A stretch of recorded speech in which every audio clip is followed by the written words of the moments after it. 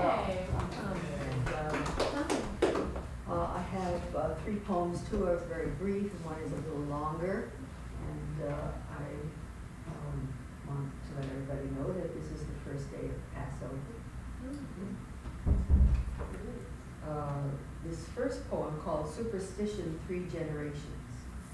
And I wrote it at Chino Prison. I was involved with a group of people in a writing group. I was a coordinator of that, and we wrote about our families. And so this one is called Superstition, 3 Generations. My grandmother buried her clipped fingernails, her toenails, and her cut hair. My grandmother spat 3 times when she passed a church.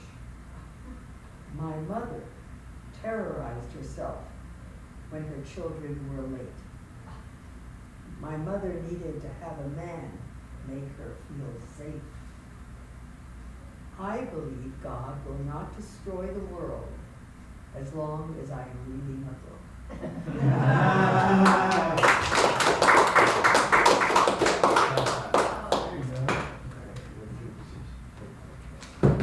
This second poem is called Feral, and it's about New York City.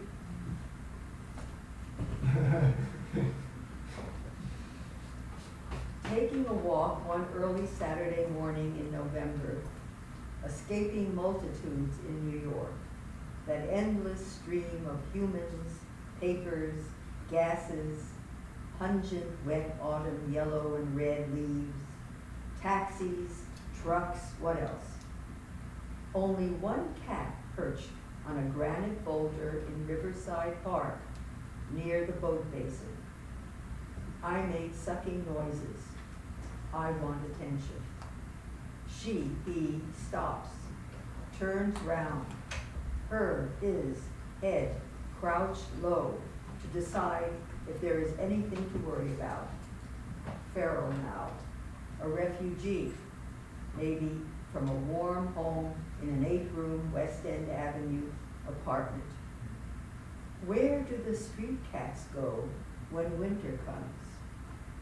Haunting cat, gray as dust, vanishing among the river odors. It's time for my breakfast.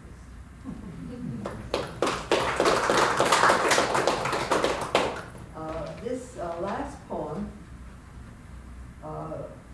appeared in a Quaker news letter, and it was also translated into German by a friend of mine. And it's called Loving Kindness. Walking up the mountain to the reservoir, mindfully, I start breathing at the iron gate. A man is descending, crossing my path. We are both shy, but greet one another, passing. Only the sound of birds and my own heavy, nasal, thick breathing, the smell of fresh February laurel in California. I ask myself, what is there in nature for me? Why nature? No answer. Then I see all the plants are rooted in the ground.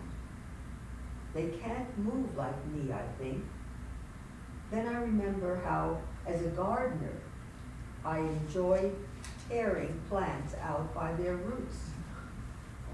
Why do I enjoy this, I ask myself. Because I can. Because they can't fight back.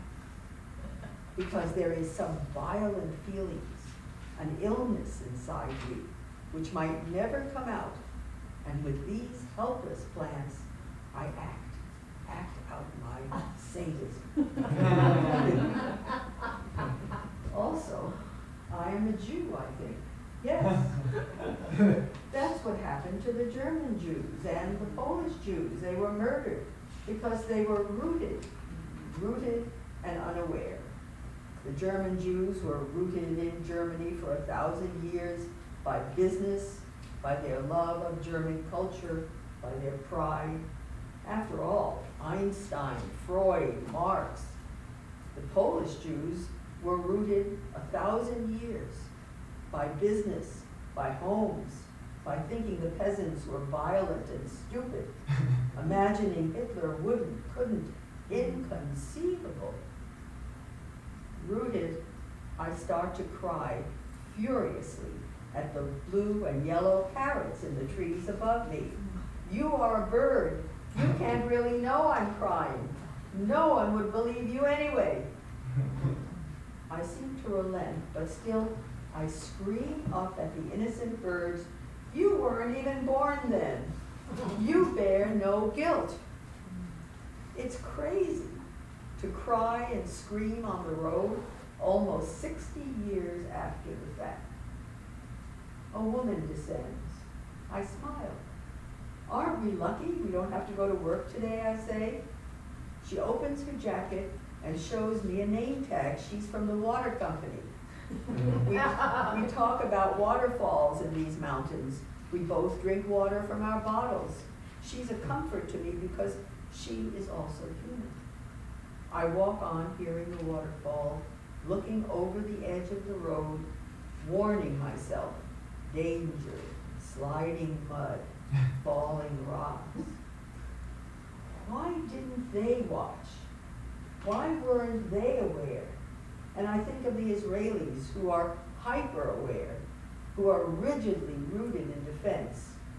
I can understand why, because their ancestors were gassed, doused with chemicals like garbage in a New York alley.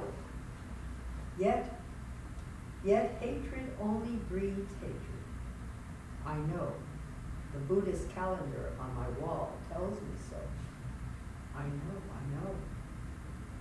And suddenly, out of the blue, like an avalanche, like the gentlest, most fragrant breeze, I feel, I understand, in the deepest hidden part of my heart, that only love ends hatred. This is the ancient and eternal law. What a mad belief. Who can I thank for this awareness? I walk to the end of the mountain path, my ultimate destination, merely 200 feet away, to the covered reservoir filled with clear, pure water. Those tiny, wild, blue and yellow parrots, now released as objects of my anger, swoop over my head among the California live oaks.